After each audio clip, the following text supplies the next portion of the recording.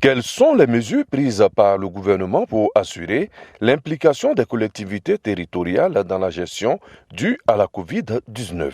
C'est le thème du grand oral du ministre de l'Administration du territoire et de la décentralisation, Sidiki Diakité, face au sénateur Ayamou Sokro. Le Sénat, dépositaire des collectivités, dans son rôle de contrôle de l'action gouvernementale, veut en savoir davantage et pourquoi pas suggérer une orientation possible.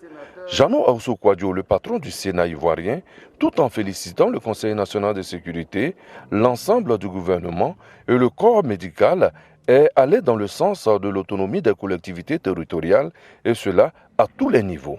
Monsieur le ministre, vous êtes en charge de l'administration du territoire.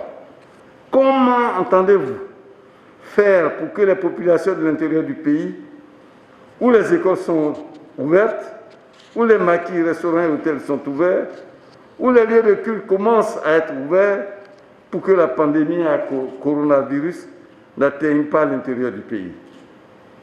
Le Sénat voudrait en ce moment, où la vie répond intégralement à l'intérieur du pays, que vous soyez le porte-parole des populations, à travers les élus locaux pour continuer à assurer la sécurité sanitaire, mais aussi pour assurer la reprise des activités économiques en faisant d'eux les relais pour la gestion des fonds qui seront mis à disposition du secteur informel. Monsieur le ministre, mesdames et messieurs les sénateurs, nous devons changer fondamentalement nos habitudes, car désormais, il faut apprendre à vivre avec le Covid-19. Comme depuis la nuit des temps, l'homme a su s'adapter face aux pandémies. L'hôte du jour, dans sa présentation, libère les premières explications. À l'égard de ces dernières, les collectivités territoriales parlant, plus proches des populations dont elles sont d'abord l'émanation, mais aussi acteurs privilégiés dans la gestion locale de la pandémie, le gouvernement a pris des mesures et mené des actions tendant à favoriser leur implication pleine, entière et coordonnée. Certaines de ces mesures et actions sont destinées à toutes les collectivités territoriales du pays. D'autres ont été spécifiquement orientées vers les collectivités territoriales du district autonome d'Abidjan, où la maladie s'est cantonnée dans une large mesure.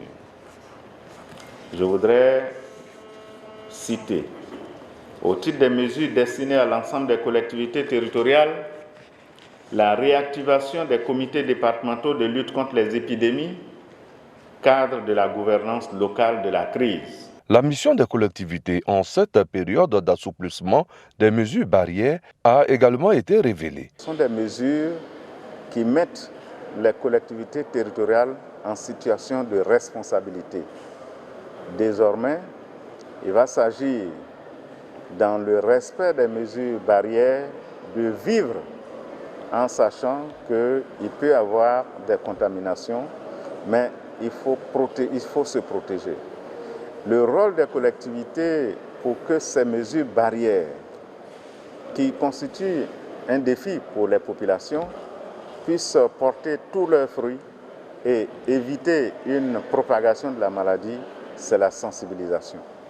Il leur est demandé de sensibiliser, d'informer, de proximité et au besoin de faire du porte-à-porte pour que les populations comprennent qu'elles doivent se protéger, qu'elles doivent continuer d'adopter les mesures barrières, qu'elles ne doivent pas baisser les bras.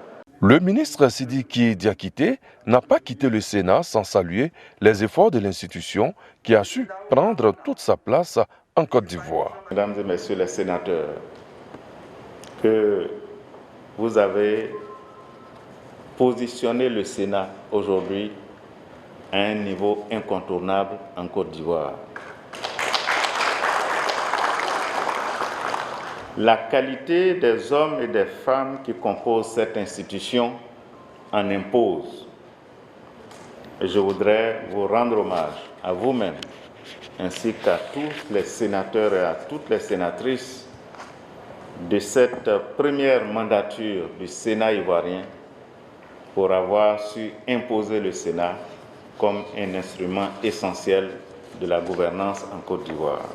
2 districts, 31 régions, 201 communes, les collectivités sont en phase avec le gouvernement dans le cadre de la lutte contre la pandémie du coronavirus.